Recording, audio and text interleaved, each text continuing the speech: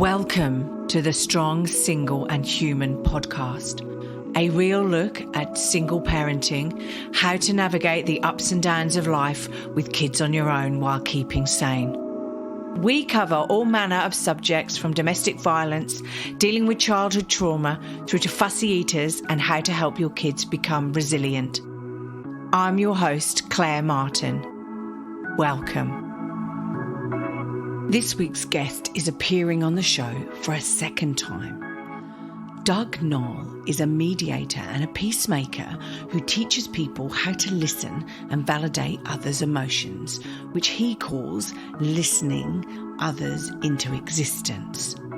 He believes everyone has a deep need to be heard and validated, and that listening and validating somebody's emotions is the most powerful and precious gift you can give, costing you nothing.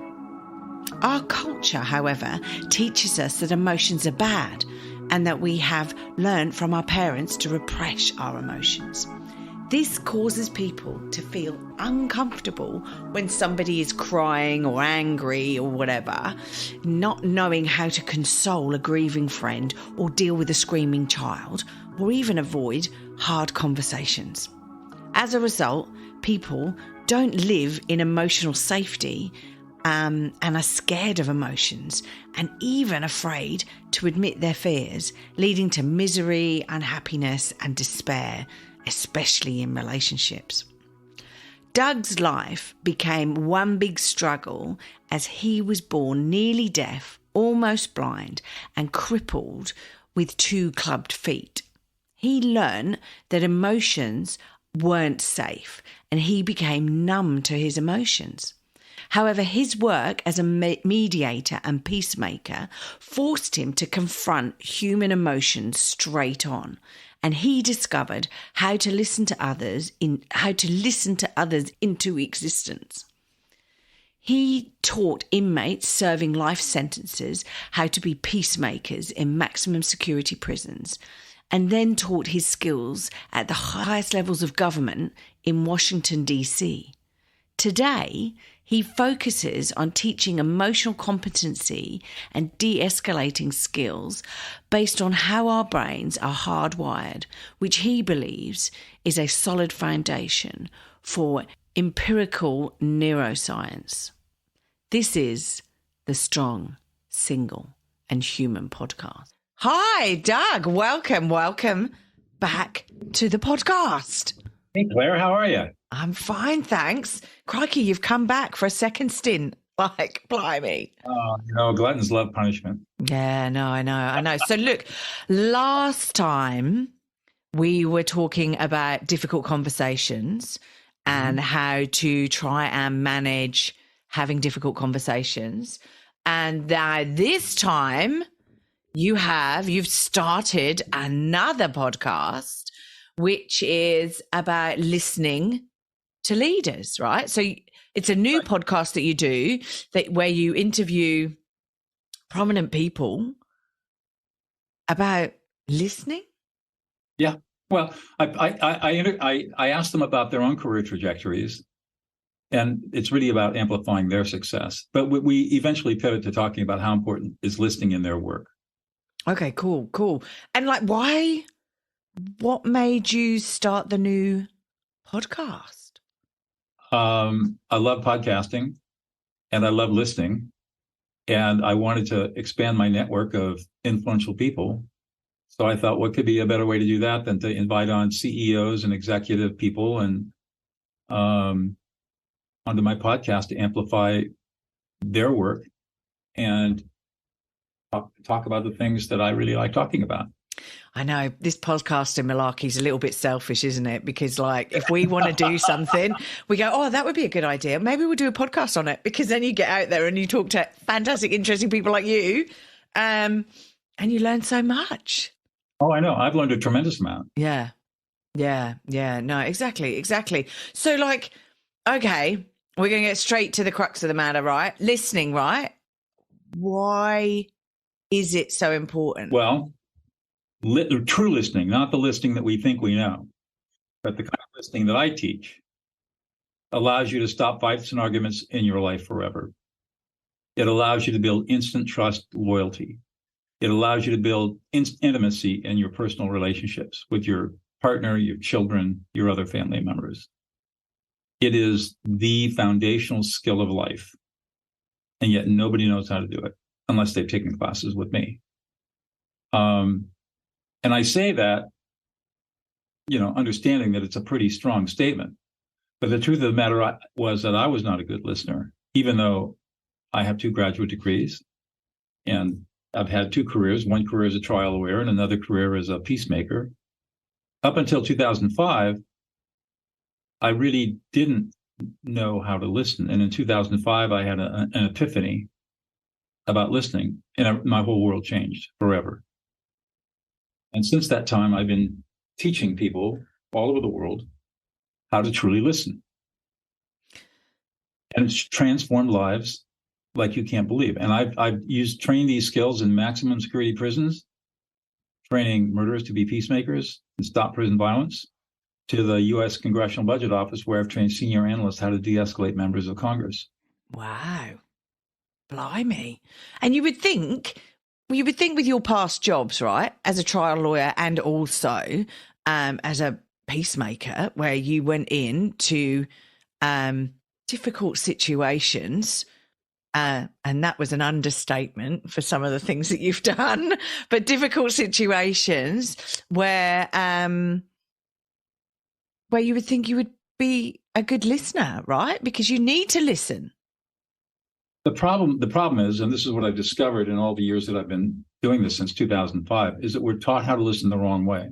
Oh, okay. So come on, let's unpack that then. How are we taught? We're taught to listen to words, but words only constitute 7% of the information that one human being conveys to another.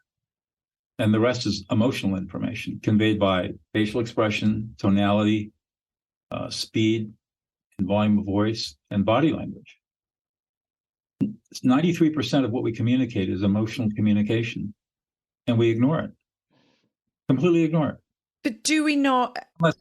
Unless somebody's really in your face, and even then, because you don't know what you're doing, you get anxious when somebody's yelling at you or somebody's crying or somebody's upset. Because we don't know how to communicate emotionally, we become anxious, and then we make matters worse by anxiety-soothing behaviors that just piss off the other side. Yeah. Yeah.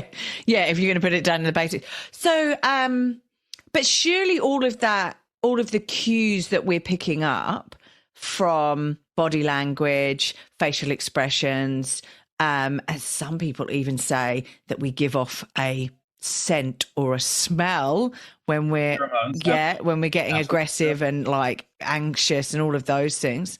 Yeah. But like, surely that's all natural to us, isn't it? Isn't that like, so as we're born as children, and that's the only thing we can pick up on because we don't really understand language or anything like that. So shouldn't we be in tune with that? How are we not in tune with it? Because our culture, for the Western culture especially, for the last 4,000 years, has bought into a myth that now turns out to be a big lie. And that is that we're rational beings. Wow. We've been taught for 4,000 years that what separates humans from other animals is our rationality. And neuroscientists in the last 20 years have soundly shown that to be an absolute falsity. We are emotional beings, not rational. I like to say we're 98% emotional and only 2% rational. As long as we believe that we're rational beings, we're going to see emotions as being toxic. Yeah. And as a result, we're not going to learn how to master emotions, and we're certainly not going to learn how to listen to emotions, because emotions are to be avoided at all costs, especially negative emotion. And that has led to disaster after disaster after disaster in our human society. Because what happens is, if we don't develop emotional competency and we fall into what is a condition known as alexithymia, which is the inability to express our emotions, to read the emotions of other people, then all the studies show that we have very low emotional intelligence. Our decision making is impaired. We are prone to violence. We're prone to feel negative emotions much stronger. We tend to have the feeling, the affective experience we have is we feel it somatically in our bodies. For example, you've heard the phrase, I'm somatic about my fist through a wall. Yeah. And I have maybe on one occasion. Okay. So what was going on there? You got so angry, so upset. But nothing was going on there, right? That's the whole thing, right? That's because, mentally, right, emotional intelligence, and I would say that I have quite a good handle on emotions, right? And can sit back and understand my anxiety and to take a deep breath and do all of that stuff. But at that point in time, I was at a point of no return, like red mist, and I needed a release. See, this is my therapy session, right? But I needed to release what I couldn't, what I couldn't deal with, and that was my one release, right? That I got a punch bag in my garage, so don't even go there. So let me explain what's going on here, and what you experience is very, very typical. So when you get triggered into that kind of rage, to your point, the red mist, your emotional centers become highly activated, and they shut down your prefrontal cortex. You can't think it. You can't think anymore. You can't make any kind of cogent decisions. You don't even understand what's going on. All you have is this huge affective feeling of just, and if you can't work with your emotions, then all you feel this huge urge to do something violent. You just got to get it out. It's just an explosion to get it out, right? Exactly. And and then you're okay. And that's it's very bizarre. Well, you are not okay. Okay, yeah, fair enough. You're not okay. But this is the source of violence. And it's the source of all domestic violence abusers have this experience, and they're just unable to control themselves. The people that I work with in prison, same problem. I have to say, this wasn't a domestic violence situation, by the way. It was probably PMT or whatever. And I don't do it now. Let me put it this way. The point that I'm making is it's very common. And it's caused by the fact that we are not competent. We're not emotionally competent human beings. And we have to be trained to be emotionally competent, just like you have to be trained to ride a bicycle. And so that's where listening comes in.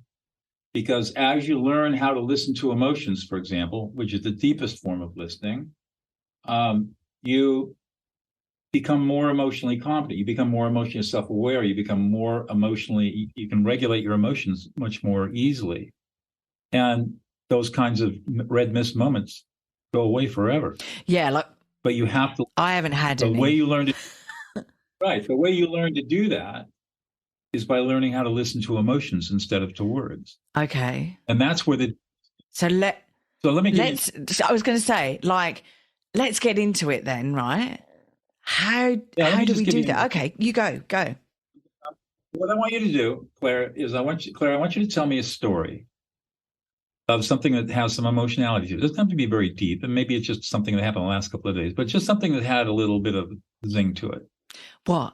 And tell me this. Like frustrating zing, or like happy zing, or it can be whatever you want, positive or negative. It doesn't matter. Oh, you've really put me on the spot now. God, I'm trying to think. Oh, okay. All right. Well, it's a happy, right? So, my son wasn't feeling very well at the weekend, and he was put in goal because he plays soccer, right? So he was put in goal and he plays soccer.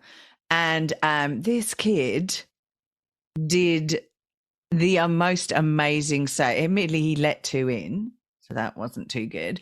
But this kid did the most amazing saves, and the other team could have got quite a few more in. So it was a real proud mummy moment for me because. So you were sitting out in the bleachers watching your boy play soccer, and he was put in as a goalie, and he made an amazing save, and you were just ecstatic and proud and happy, and you felt this glow going through you, and you felt so much pride and so happy for him.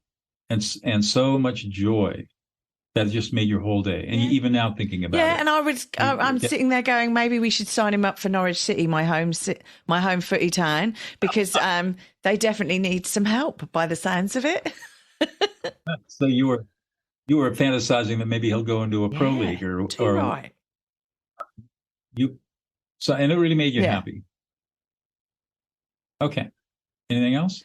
I'm trying to think. What have I been angry and I'm trying to think of what I've been angry and frustrated about. But No. Claire, just on the issue of your son's doing that amazing save. Anything else? Got the whole story out? Anything else about that soccer story? No, I was just I was just really proud. Like I was just really proud of him, and he was happy and like he was just happy and like, and he loves his soccer. So you were both really excited and happy. All right.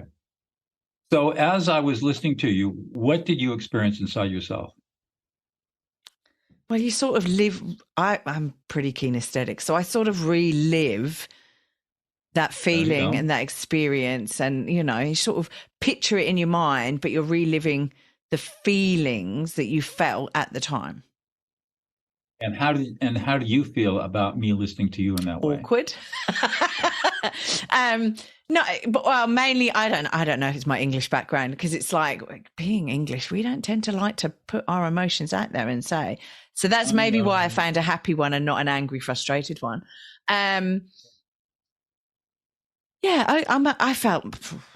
laugh and joke about it, but I felt okay. I feel quite comfortable and relaxed. I'm never like really anxious about. Did you feel heard? Yeah, because did you feel like you were understood? Yeah. Did you feel like your feelings were validated? Yeah. Yeah. And did you feel like you were like I really understood what your experience was? Yeah. There you go. You were deeply listened to. Okay. So that means just be quiet. No, go on then. Give us because you were very quiet, but I'm sure that wasn't the only thing you were doing, right? To do the kind of listening that I'm talking about is a 3-step process. The first thing you're going to do is ignore the words, especially if they're angry, because when you ignore the words, you won't get triggered, and you free up bandwidth to do the next 2 steps. So you have to make words into white noise. Okay. And that's hard for some people because we've been trained that the words are the most important thing that people are uttering, and in fact, they're the least important for the most part. Then the second step is to read the emotions of the person. And emotions are data, just like numbers on a spreadsheet. And we can learn how to read those emotions just like we read data, and we can interpret it. And then we can work with those emotions. So we learn to read the emotions, which is really quite easy because our brains are hardwired to do this.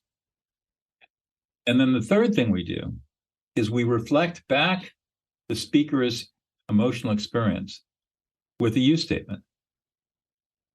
So you notice how it said stuff like, so Claire, you were really happy. You were really excited. You were really proud. You were beside yourself. And you just glowed because it was so joyous. And it was your son out there who made this incredible save. Notice how it's all you statements.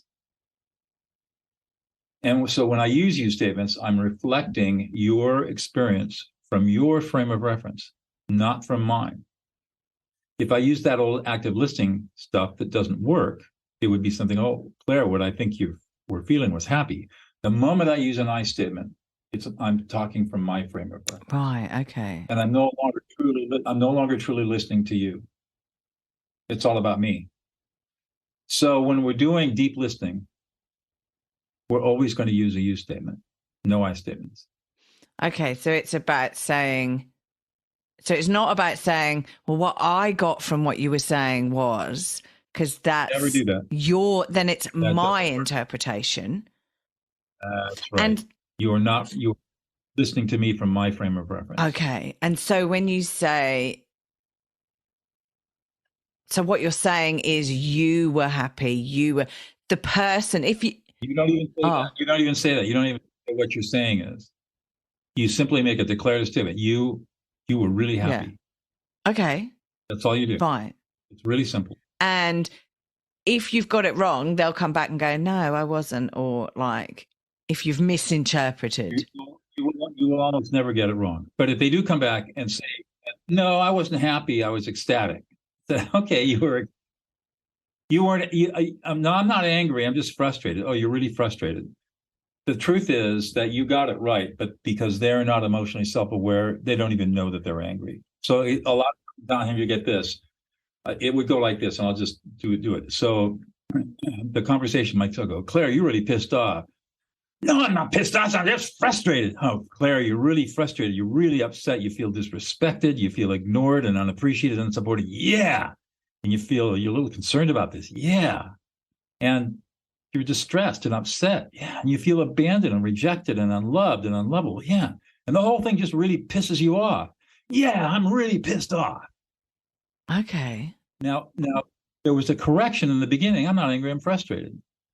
Because they're not even aware of their own anger. So I had to work through these various layers of emotions to get you to a point where you could be calm enough to recognize that, yeah, you're really angry. And then you can acknowledge. So I always look at a correction as not an error. It's just an opportunity to help you go deeper into what you're really experiencing. That's why I say you can never make a mistake doing this. It's impossible to make a mistake as long as you use a you statement. And is that, so I'm probably stating the obvious, is that like what we would call active listening, where you're, okay. So what's that type of listening called? Sorry. Active listening is the old Thomas Gordon. He was a psychologist in the 1950s who coined the term. That's when you say something like, what I think you're saying is X, or what I hear you saying is X, or what I think you're feeling is Y. It's that passive voice I statement. It doesn't work. There's no science to support that it works. It's still being taught everywhere, but it doesn't work. And if it worked, I wouldn't be talking to you because I'd be using it. It does not work. Don't use it. Throw it away. It's garbage. Always has been, always will be. The use statements is a process known as affect labeling, AFFECT, affect labeling. And it is grounded in hard neuroscience. There are 9 brain scanning studies that show what happens to the human brain when you label emotions. And what happens is you got those emotional centers of the brain are highly activated. As you affect label, they watch the emotional centers diminish and the right ventrolateral prefrontal cortex activate and come back online. So you are literally lending your prefrontal cortex to the speaker until the speaker prefrontal cortex comes back online and they can begin to make sense of everything. Yeah. And I would imagine this would have been an awesome skill for you when you were doing the peacemaking side of things, because I can imagine it would have been heated situations that you got involved in that you would need to like take the heat out of, the emotion out of it. That's right. And I didn't have the skill in the beginning. I had to develop it. And I discovered it in a very, very difficult conflict. I had an epiphany thinking, what am I going to do with these people? And the thought came to me, listen to the emotions. Wow. And then 2 years later, in 2007, Lieberman's lab out of UCLA published the first brain scanning studies that show what happens when you engage in affect labeling. So that's why we call it reflective listening, because I'm reflecting back. And there are 4 levels of reflective listening. The first level is mirroring, where I repeat back word for word what you say. The only time I'm going to use mirroring is when you have a recipe you want me to remember, or you get giving me a grocery list to go to, or you've got a task or procedure, and we need to be on the same page, and I need to repeat it back to you so that you know that I understood exactly what it is that I'm supposed to do. Yeah. That's mirroring. Yeah. The only time you ever use mirroring. Then there's paraphrasing, which is where I'm going to summarize what you say with my own words using a you statement. Oh, okay. Or messaging. So you'd still use the use. You'd still use the use. Yeah. Or messaging is where I am going to reflect back with a you statement your intended meaning, what you're trying to say. How many times have you been talking to somebody and they're just going all over the place, and you're looking at your watch saying, my God, how long is it going to take for this person to get to the point? I don't know what you mean. What they are doing, they're struggling because they're using their speaking as a way of thinking. And so they're trying to process what they mean to say by just talking and talking and talking and hoping the thought will come to them what they're trying to say. Doug, you core message. You're describing every woman there, right? You just described every woman there, right? So men listening to this, right, take note. You core message, you help them find that meaning. And I use teaching using metaphor. So for example, I might say something. So Claire, it was like you were out on a winter night with a full moon out, and you were in a park that you know really well. And it was a beautiful night with the snowflakes coming down, reflecting off the moon. And all of a sudden, this huge wind came up, and it turned into a blizzard, and you got completely lost, and you were completely overwhelmed. Yes. and you'll say, that's exactly what I'm trying to say. So that's core message. And then the last level, the deepest level, is affect labeling, where we're going to ignore the words. We're going to read the emotions, and we're going to reflect back the speaker's emotional experience with a you statement. You're angry, you're frustrated, you feel disrespected, you feel ignored, unappreciated. Now, in reality, we typically use paraphrasing, core messaging, and affect labeling together. So it's all mixed up. But as to teach it, I've got to break it down into these four different skill sets. You have to learn each skill set, and then you bring them together. And so would you start at the, I'm trying to think what the first one was you said, because I've got paraphrasing in my mind now. Mirroring is first. The what, sorry? Mirroring is the first level. So yes, that's right. So would you start at mirroring as the easiest level and then progress on to the other levels till you get to affect listening?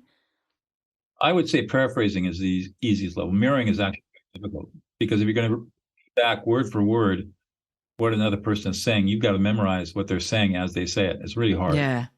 Yeah. Paraphrasing is really where you're saying back you're summarizing summarizing what the other person is saying in your own words, using a you statement. Yeah. And I do tend to do that a lot, mainly in a work environment, because I'm going, right, so what you want me to do is X, Y, and Z. No, what you want me to do is, and now you can mirror back. You want me to do this, do this, do this. That would be where you're doing mirroring. Yeah. Yeah. Sometimes I'm not mirroring because I'm going, I don't know what you actually said, which is why we do this, because we want to embrace our two friends, Vera and Clara. So there are these two sisters. Okay. They're the Phi sisters, Verify and Clarify. Ah. And the reason that we want Vera and Clara as our best friends is because we want to avoid that really horrible neighbor next door called misunderstood. Yeah. Okay. I'm loving this. Well done. Okay. So always go to Vera and Clara to avoid misunderstood, because misunderstood, she's a bitch. She definitely is.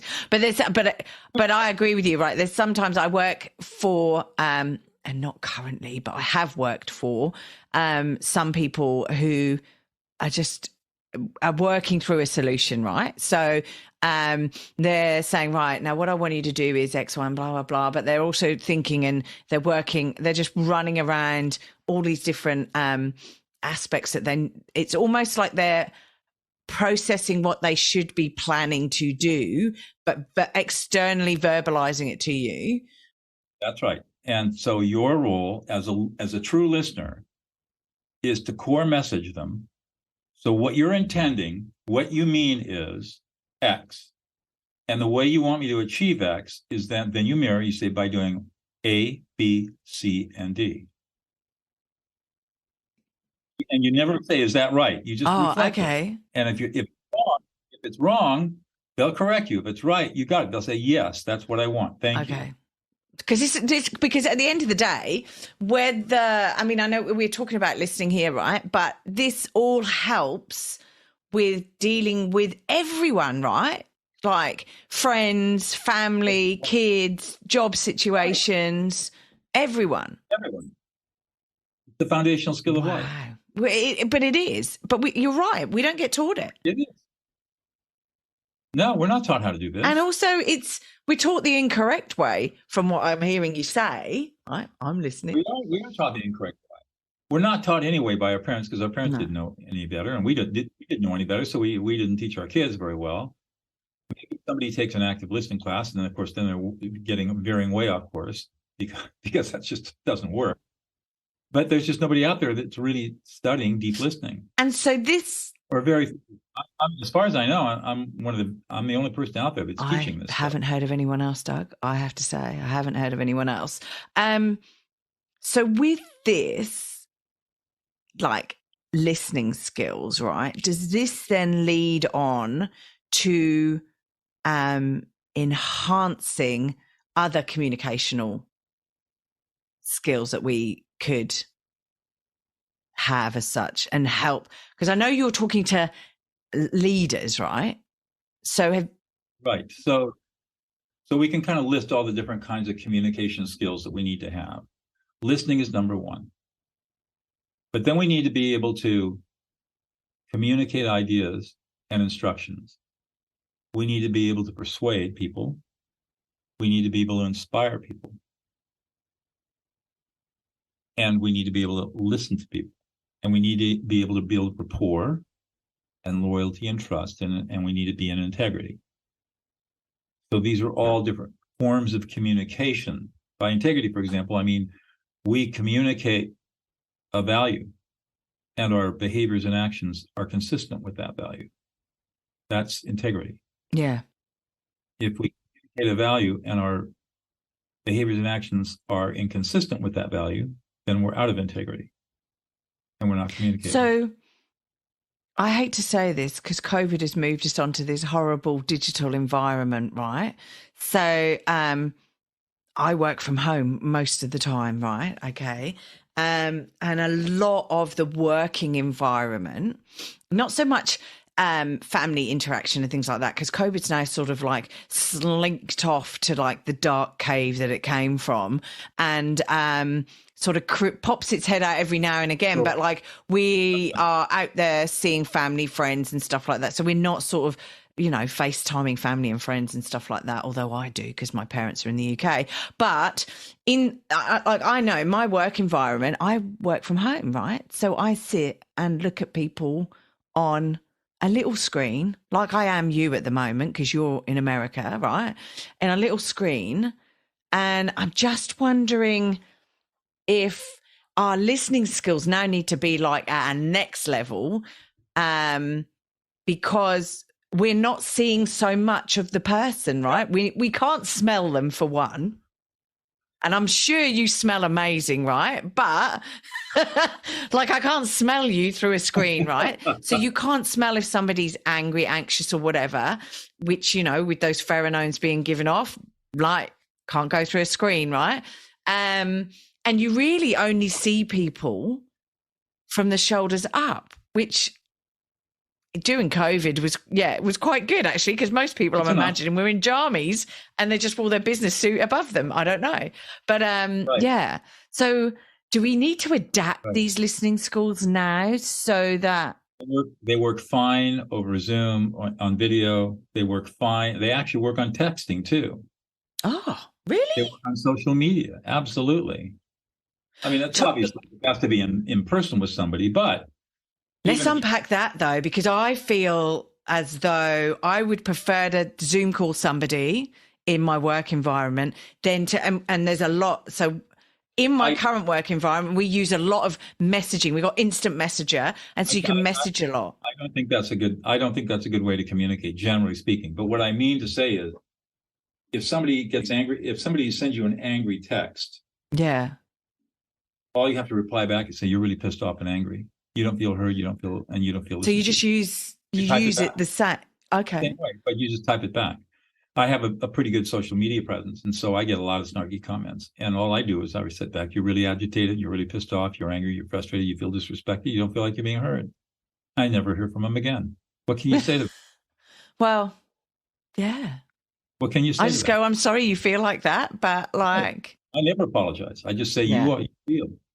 Because it validates their feelings. And once they're validated, the feelings go away, and then they have no reason to be snarky anymore.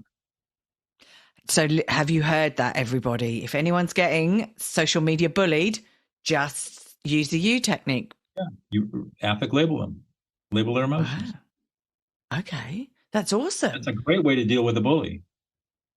Because, well, they can't come back to you. And my view is you don't argue with them because it's their point of view. And I go, well, everyone has a right for their point of view. I'm not going to high five everyone. You label their emotions. You say, so you're really angry, you're really frustrated, you feel completely disrespected. You don't feel appreciated or supported. You feel rejected and abandoned, betrayed. And you're sad and unhappy.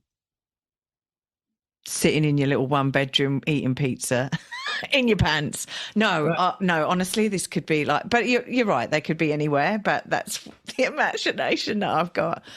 So bad. You can deal with bullies. You take bullies down in a second with this stuff. Yeah. Oh, yes, exactly. We should be teaching this to our kids. You're looking for weakness. And if you label their emotions, you're doing anything but showing weakness. You're showing great strength. Yeah. Yeah. Should be taught in schools, this thing.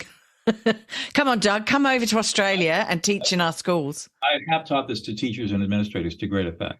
I can't get the attention of this stuff. These skills would completely change classroom management for teachers.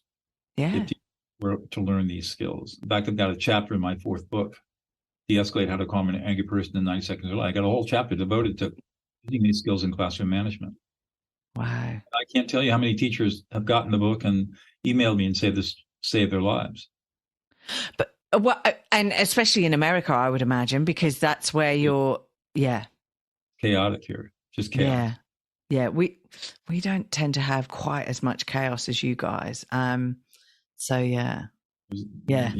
But there's a whole political minefield I don't want to go down, because I think everyone outside of the States is looking at the US going, why do you still allow X, Y, and Z, right? But like, hey, you'll sort it out at some point.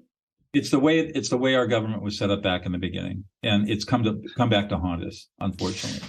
But we can have. I do teach people how to have a calm conversation with the politically polarized. You can have a conversation with somebody whose views you just abhor. Yeah. And it can be very transformational. And you just have to ask 4 questions. What questions? 4 questions. First of all, if you're going to have a conversation with somebody that is politically polarized from you, you have to have a different agenda. Your agenda is not to persuade.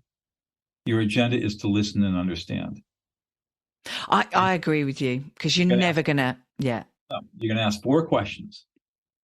The first question is, so Claire, tell me about all the things that happened in your life that led you to the values that you so strongly hold today. Okay. So you tell me the story, and as you're telling me the story, I affect label you. I label your emotional experiences. And then the second question is, so that's really interesting, Claire. Tell me how these values help you in your everyday life. How do they guide you in your everyday life? And you start thinking about that. I affect label and listen, reflective listening. Then the third question is, so Claire, how do you deal with people who don't agree with your values? How do you work with them? You work with that. That's a bit challenging, though. But yeah, carry on. Sometimes you get the snarky comments. Well, I'll shoot them, of course. But none of them. Yeah. How do you do that? And how do you shoot them? How do you do that and get rid of the body? Right. Mostly it's avoiding. They avoid. And then the last question, which is the most thought-provoking, is, all right, Claire. So, how should our society and culture deal with all these different beliefs and values that clash with each other? What kind of a society and culture should we have to deal with all of these differences and polarization? And that gets them thinking. Well, I would hope you would start to get them thinking with all of those questions, because, they need to. That's right. Well, you find out that you have much more in common than you have in difference. And that's the thing that's powerful about listening, is you learn about your common ground. Yeah. Instead of focusing on the things that separate you, you focus on the things that bring you together. No, and that's really positive. I think that's so positive. And I think at the end of the day, we're all human beings, right? So we all have these emotions and stuff like that. It's just really the journey that we've taken that may influence our values and beliefs, and where we're basically sitting on whatever side of the fence, or even if we're sitting on the fence, right? It's about what's happened in our lives as to where we are. Right. Yeah, no, it's and look, I sit here in an agnostic, neutral position, but I go, well, like everybody has a right to their own views and values and behaviours as such. Well, maybe not behaviours, but views, right? But they've also got to do the active listening, right? And listen and respect everyone else, right? I go, you can have your view, right? It's good. You listen to learn. Yeah.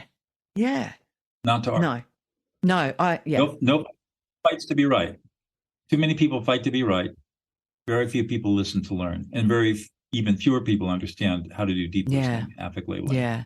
And there've been a few journalists who, and this is only because you're statewide, but like, there's been a few, like, I think there was a Indian journalist or an Indian ethnicity journalist who basically wanted to understand and talk to people within the Ku Klux Klan or within like that male white supremacy area that sort of got to know them, and they got to know her. I think it was a she, and they then came out. They said, "No, we don't want to be in this," and actually, like, sort of got an epiphany as such around what they were doing wasn't maybe the best, best option for humans, as it were. So yeah. Right. My gosh.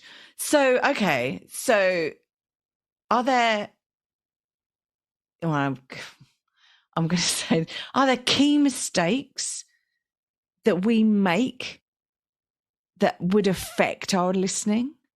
Like So why do we distract? Why can't we? The beauty about the beauty of emotional listening is it gives you something to focus on. It's really hard for us to process words. We get easily distracted. Somebody says something, it triggers a memory or another thought, and our mind goes harrying off somewhere else. Or we spend 90% of our processing power thinking about what we're going to say next. Or somebody says something, we don't know how to respond, and so we kind of go into panic mode. The beauty about learning deep listening is that none of that stuff happens, which means your concentration and focus on the speaker is 100%. You're never distracted. Because first of all, it's really fascinating. And our brains naturally are attracted to the emotions of another person. And so we can avoid all the common pitfalls that people get into when they're trying to listen, but don't listen or can't listen or won't listen. Because they don't have a focal point to focus their mind on, to stay focused on what the speaker is expressing. And that's another reason why listening to emotions is so powerful. So what you're saying is the biggest mistake we make is that we don't actually deeply listen, and we're focusing on the words. And that's where we go, oh, I need to cook something for dinner, because the words are like, what am I going to cook for dinner or whatever? That's because the words are not like, we're not deeply listening and focusing on the emotions and things like that. We're just listening to, the words. The words are really boring. Yeah, wow. Words are boring. Yeah. Words are boring. Emotions are interesting.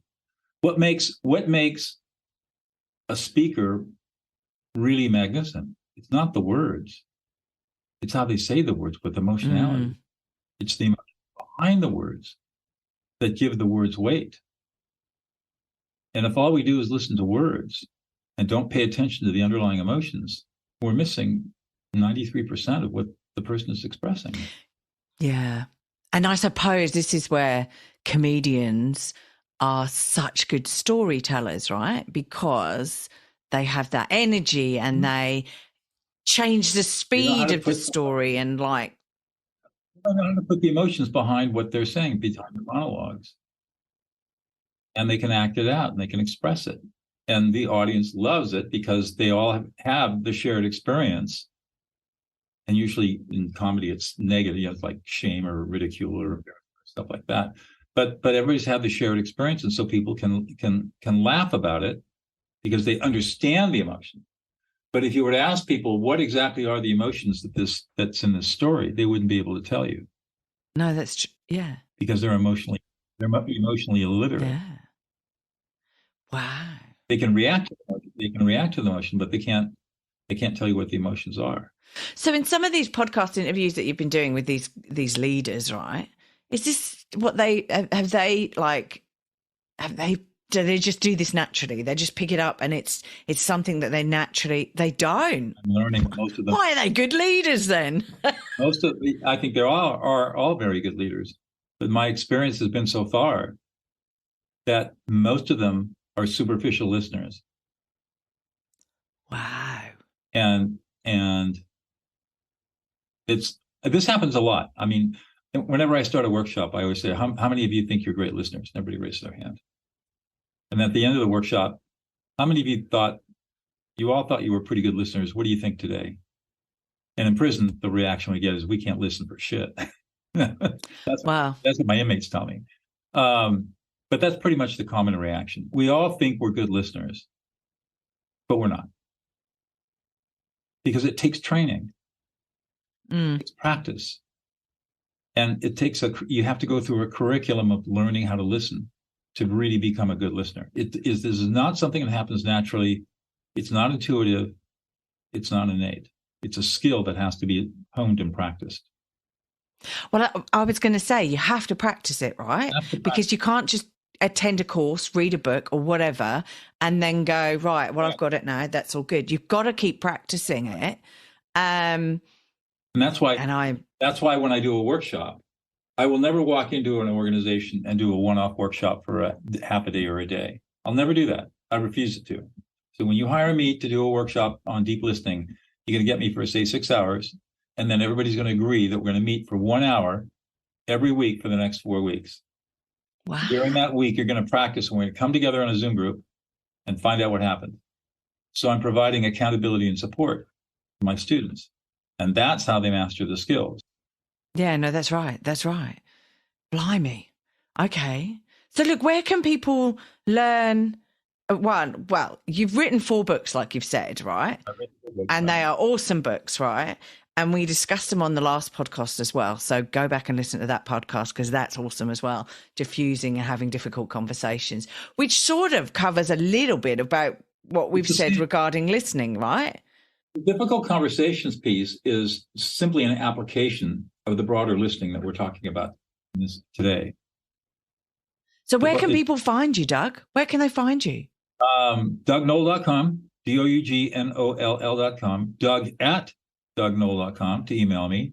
And I'm on social media, LinkedIn. I've got a strong LinkedIn presence. If you want to watch a lot of my videos, check out my YouTube channel called The Power of Emotional Competence.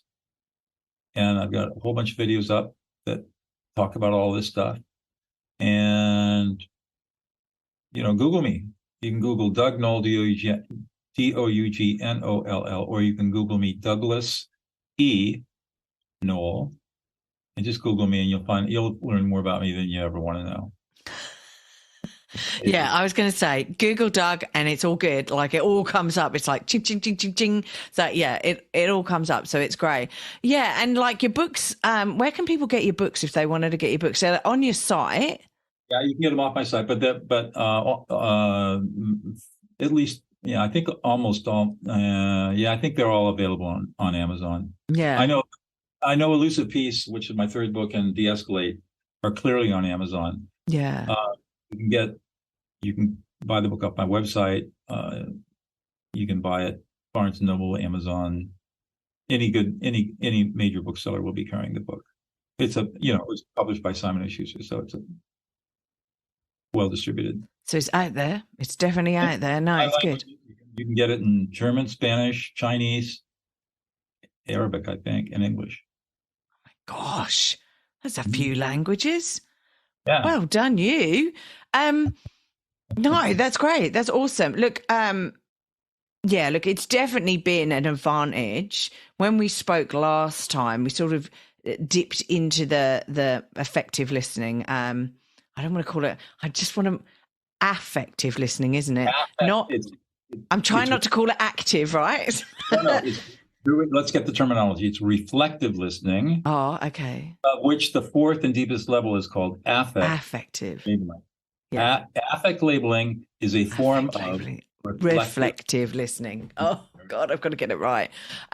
Yeah. So, so I have tried it on my son, which diffuses some situations in the fact that I'm just going, you feel angry, you feel, yeah, perfect. Exactly. But it is very hard to then not embellish on any of that either, right? Yeah. Really keep it simple. Yeah. Yeah. And I think that's the hard bit. Well, it's just because we're conditioned the other way. But when you do affect label him, what behavior, what do you see him do? What's he do? Oh, he sort of, it is like he goes, oh, you see me, mum, right? You that's like, right. And it diffuses, and it does. Like if I go, you're angry or you're frustrated, I have to be careful not to say, I see you're frustrated, right? Because then that's back to me. Exactly, right? So it's, oh, you're angry. Perfect. And he might go, yeah, I am angry, or I hate you, mum, or whatever. I don't know. Probably because I've, yeah. You can say that. In that moment, he's really angry, he's frustrated. And then you follow up. You say you feel really disrespected. You don't feel like you're being heard. You don't feel supported and appreciated.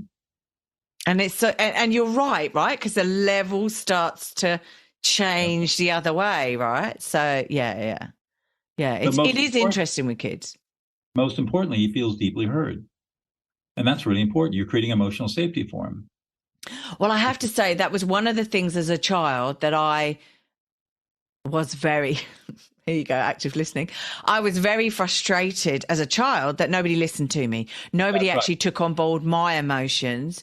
And they were real emotions to me, right? But it was discounted, right? Because I'm a kid. What would I know, right? And blah, blah, blah. And I was a kid and I probably didn't know half of life, right? But that's the challenge. And so I'm very cognizant of making my son feel as though he is listened and heard to. And having the conversation with you, oh God, way back, helped me to actually go, right, okay, I need to recognize and see him and recognize what he's got as an emotion-wise and all of that stuff. So, excellent. Yeah. And that's the best way to coach a child into adulthood is by listening to their emotions. Yeah. Well, I sort of thought he needs to learn emotional intelligence, right? Because out in that big wide world, if you don't have emotional intelligence, then yeah. Problem. Who is the best person to teach him emotional intelligence? Me. Yeah, but I need to get a grip of my emotional intelligence as well, right? So that's sort of the, monkey see, monkey do thing, really. The beauty of it, Claire, is that when you label his emotions, you're demonstrating emotional intelligence. Yes. You are not only helping him develop his emotional intelligence, you're developing your own emotional intelligence at the same time. Every time you affect label somebody, you reprogram your brain. Yeah. Okay. And so the more you affect label, the faster and more powerful the reprogramming is, and the more emotionally intelligent you become. Just this one simple practice changes everything. Yeah. But you've got to remember to say no eyes in anything. It's all about you. That's right. Yeah, no, that's fair enough. Well, look, so Doug, I always ask one final question, and I've asked you like the last one that I've been asking people. So I'm changing it up today. Today. What would be your life motto? What is your life motto? What one sentence would you live your life by? Serve humanity. Okay, cool. I'm loving your work. No, that would be fair enough. My life is all about service to humanity. This is the first time I've asked this question, so maybe I need to think about how I phrase it so that you can understand it, right? But it's like, yeah, what motto would you tell people you live your life by? And it's serve humanity. That's awesome. Cool. Yeah, no, that's, wow, I left me speechless. I can't say anything more than that, really. Serve humanity is like, we should all be doing that, shouldn't we? And that doesn't mean that you have to go out and do something like Mother Teresa or even the President Peace Project, which has turned out to be a pretty major thing. You can serve humanity by listening other people into existence. Yeah. All you have to do is listen, perfect strangers, listen to them, reflect their emotions, and listen them into existence. That's service. Huge service. Huge service. Yeah, no, it is. It definitely is. It's everyone doing small things could change this world. All we got to do is keep throwing pebbles in the pond of peace, and pretty soon ripples become tsunamis. Yes, no, that's right. That's right. That's a nice way of phrasing it. Every time we have to label somebody, we're throwing a pebble into the pond of peace. So come on, people, start throwing those pebbles. We need a tsunami of peace. Yeah, no, but you're right. You're right. I know I joke about things like this, but you are definitely right. Look, Doug, thank you so much for coming on the podcast again. It's great. It's great to speak to you again. And you can now, people don't know this about you, but you can now go and play your violin, because Doug plays jazz violin. I've got to go bake some French bread first for dinner, but then I'll play violin. There are so many strings to your bow. Quite literally. Look, thank you so much for coming on here again. And hopefully we'll speak to you again. Absolutely, Claire. Thanks for listening. If you've enjoyed this podcast and you would like to hear more, please hit subscribe wherever you like to hear podcasts. If you would like to support us further, share this episode with your friends and family. And finally, drop us a review on iTunes, as I'd love to hear your thoughts, comments, and ideas. It all helps me to understand and produce awesome content you want to hear just like this. If you want to check out our past episodes, write to us, appear on the podcast, or for links, resources, and show notes, go to our website, www.strongsingleandhuman.com. We are also on all the usual social media platforms, Insta, Facey, and Twitter. I hope you have a wonderful week, and I hope to see you back here again soon. Be kind to yourself, and remember, no one is perfect. We're all just putting one foot in front of the other and doing our best. I'm Claire Martin, and you've been listening to the Strong, Single and Human podcast.